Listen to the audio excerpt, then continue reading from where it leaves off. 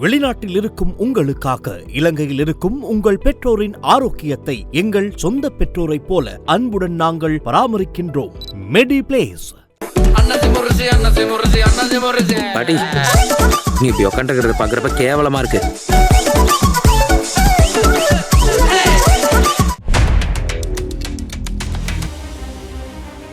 மேற்கு ஆசியாவில் இஸ்ரேல் மற்றும் அமெரிக்காவுக்கு எதிராக ஈரான் முன்னெடுத்து வரும் போர் முறையானது வெறும் மோதல் என்பதையும் தாண்டி ஒரு நுணுக்கமான தொழில்நுட்ப போராக உருவெடுத்துள்ளது.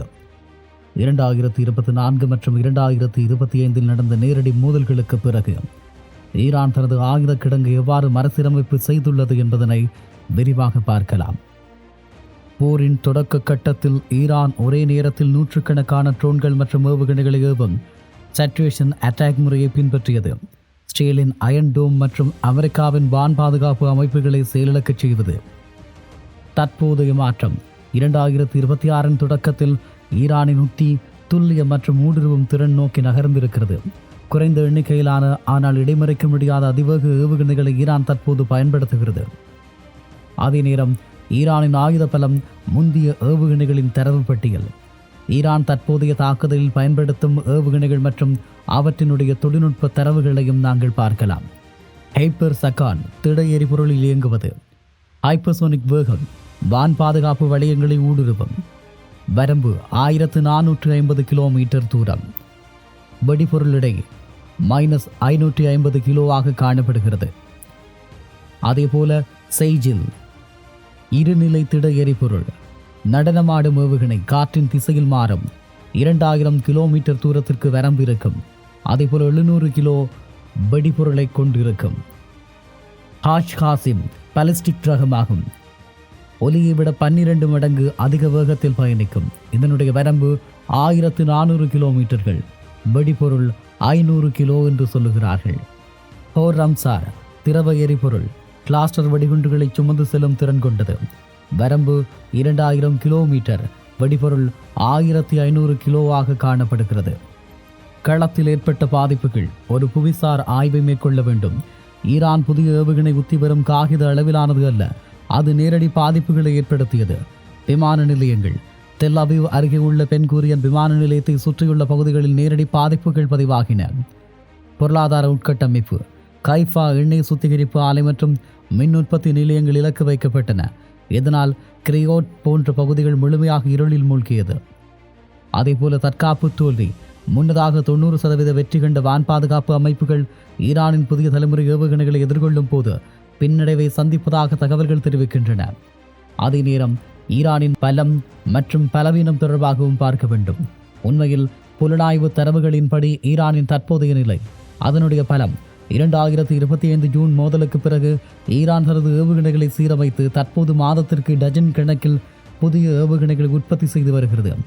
2026 பிப்ரவரி நிலவரப்படி ஈரானில் சுமார் 2500 பாலிஸ்டிக் ஏவுகணைகள் கையிருப்பில் உள்ளதாக மதிப்பிடப்படுகிறது. பலவீனம். அமெரிக்கா மற்றும் இஸ்ரேலின் கூட்டு தாக்குதல்களால் ஈரானின் கடற்படை மற்றும் அணுசக்தி நிலையங்கள் குறிப்பிடத்தக்க அளவு சேதமடைந்துள்ளன.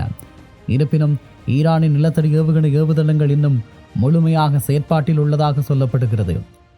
எதிர்கால போர் முறை. இந்த மோதலானது தற்போது பேட்டில் ஆஃப் என்டியூரன்ஸ், தாக்கும் திறன் போர் மாறியுள்ளது. எதிரியின் வான் பாதுகாப்பு ஏவுகணைகளை தீர்ந்து போகும் வரை தாக்குதலை தொடர்வதே ஈரானின் திட்டம்.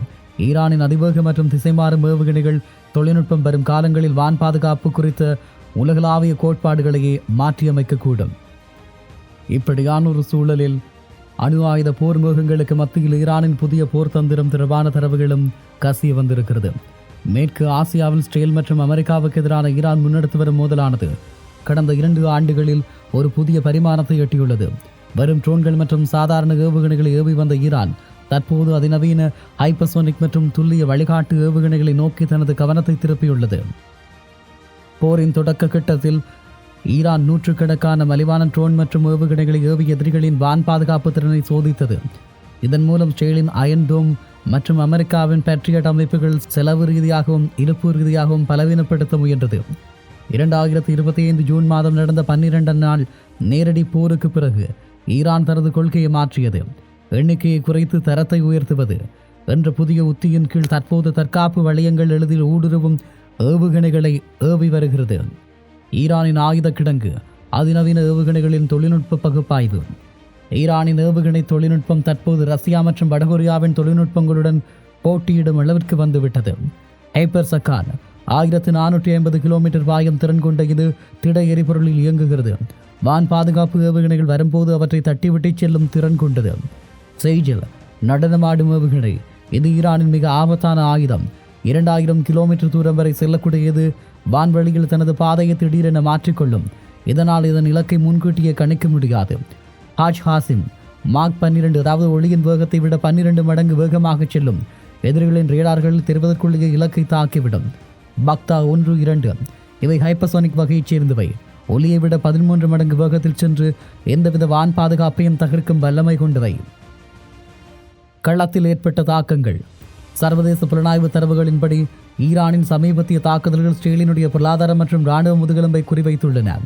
ஹைஃபா எண்ணெய் சுத்திகரிப்பு ஆலை மீதான தாக்குதலில் இஸ்ரேலின் 65% டீசல் மற்றும் 59% பெட்ரோல் விநியோகம் பாதிக்கப்பட்டது.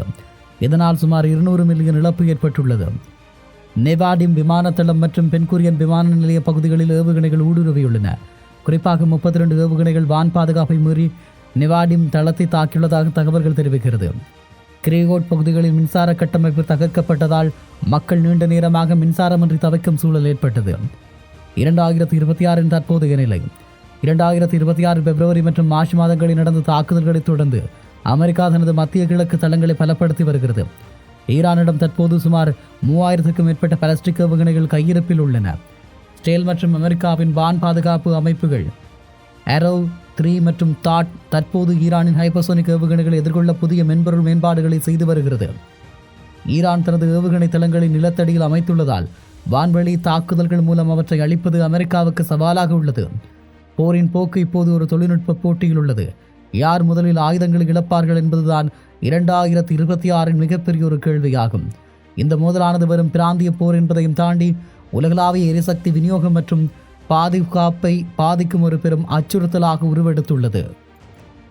ஈரானின் இந்த ஏவுகணை போர் வியூகம் வெறும் இராணுவ தாக்குதல் மட்டுமல்ல, அது உலகளாவிய தற்காப்பு கோட்பாடுகளையே மாற்றியமைக்கும் ஒரு தொழில்நுட்ப புரட்சி.